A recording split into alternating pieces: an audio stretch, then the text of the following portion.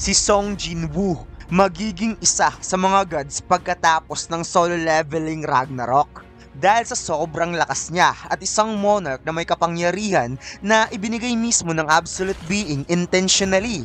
It's turned out na ang kapangyarihan na ito, which is ang Shadow Authority, ay ang dahilan kung bakit siya ang papalit bilang supreme being sa universe na nilikha niya. Ngunit ang tanong, paano nga ba ito nangyari? Yan ang pag-uusapan natin sa videong ito mga lods, kung paano naging sobrang lakas ni Jinwoo to the point na hindi na siya nabibilang bilang isang tao, kundi isang gods na absolute, isang immortal being mismo. Kaya huwag na nating patagalin pa, let's go! And please like and subscribe sa ating YouTube channel mga lods at mag-follow sa ating Facebook page. Salamat!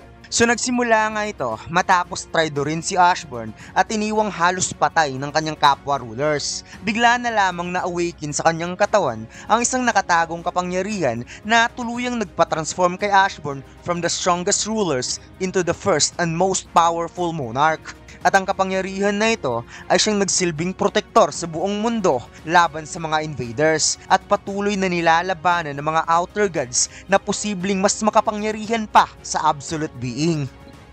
So bakit nga ba sobrang napaka-importante ang kapangyarihang Shadow Authority na siyang dahilan kung bakit si Song Jinwoo ang magiging pinakamakapangyarihan sa buong universe?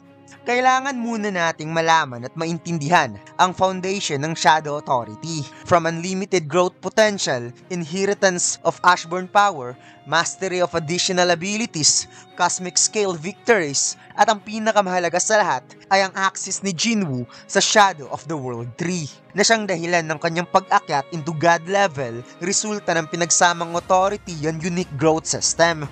Ang isa sa pinaka-critical factor, hindi kasi tulad ng ibang hunter si Jinwoo na limited lang ang lakas, may naka-fix na kapangyarihan. Si Jinwoo kasi as a player, binigyan siya ng napaka-unique na kakayahang makapag-level up without limit, na isa sa pinakamalaking rason kung bakit patuloy siyang lumalakas na nagpa-transform sa kanya into a god level. Sa bawat laban kasi ni Jinwoo, nakakakuha siya ng experience and stats points na nagbibigay daan sa kanya na patuloy na patasin ang kanyang strength, speed and mana to the point na nagkaroon siya ng exponential growth, kaya palagi niyang nalalampasan kahit sino mang makakalaban, kahit isa pang supreme being. Isa rin sa factor dito ay ang pag-inherit ni Jinwoo ng full power sa kapangyarihan ni Ashburn. Si Ashburn kasi ang pinakamalakas na rulers, isang the greatest fragment of the brilliant light, at mula nung tinraidor siya ng kapwa rulers, siya ay naging pinakamalakas na monarch to the point na both rulers and monarch ay natatakot na sa kanya, kaya pati ang mga monarch tinraidor na din siya. Natatakot kasi si Antares sa pag-exist ni Ashburn, subalit sinampal lang siya ng katotohanan na mayroon ng bagong monarch na mas malakas kaysa sa kanya. Kaya sa moment nung nakuha ni Ashburn ang kanyang kapangyarihan, ay dito nagsimula ang isang patunay na na-establish na ng absolute being ang kanyang plan B bago siya nabawian ng buhay.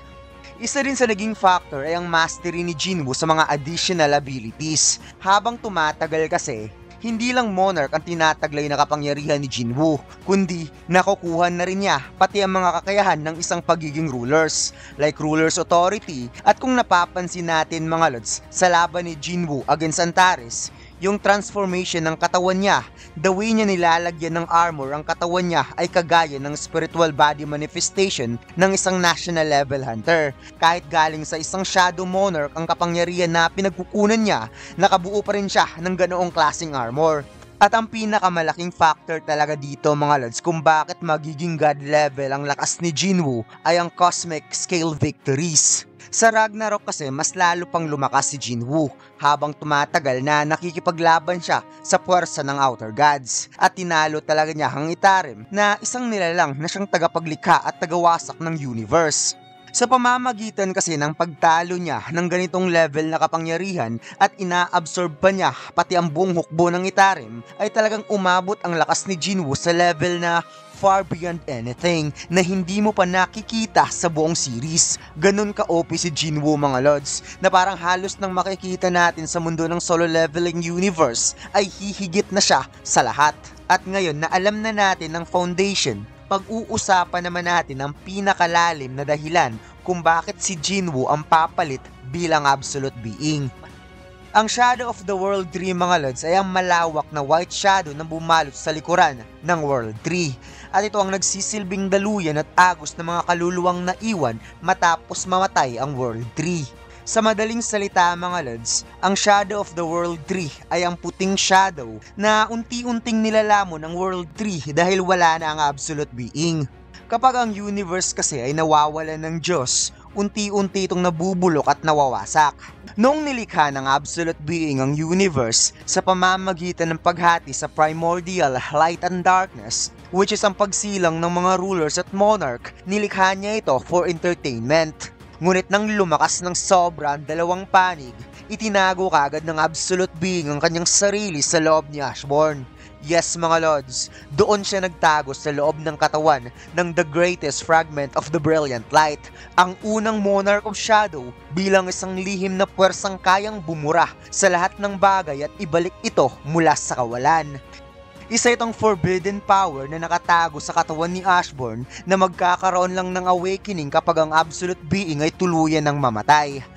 Kaya dito nga nagising ang ikasyam na monarch, isang entity na naglalaman ng parehong light and darkness. Kaya dahil dito, si Ashbourne ay tinatawag na The Fragment of Itarem, isang peraso ng kapangyarihan na may kakayahang pumalit mismo sa absolute being.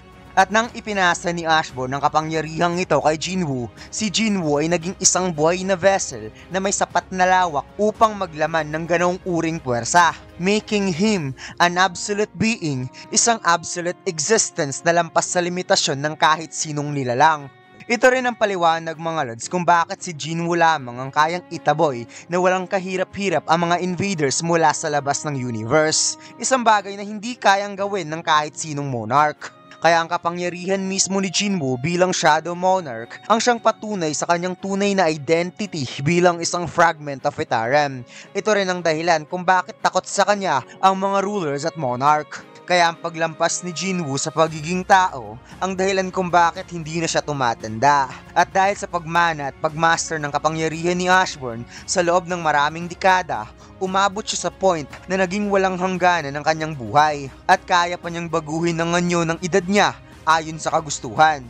As of now sa novel, nasa higit 80 years old na si Jinwoo at maaari pa rin siyang magmukhang isang binata kung gugustuhin niya. Kaya kung naaalala natin mga lods, matapos niyang talunin ang lahat ng monarch pagkatapos ng reset sa pamamagitan ng Cup of Reincarnation, bumalik siya sa Earth gamit ang anyo ng isang 7 years old na bata. Kaya lahat posible na para kay Jinwoo. Kaya rito lang nagtatapos ang video ito mga lods. Huwag mo sanang kalimutan mag-like, comment at mag-subscribe sa ating YouTube channel at mag-follow sa ating Facebook page. Salamat!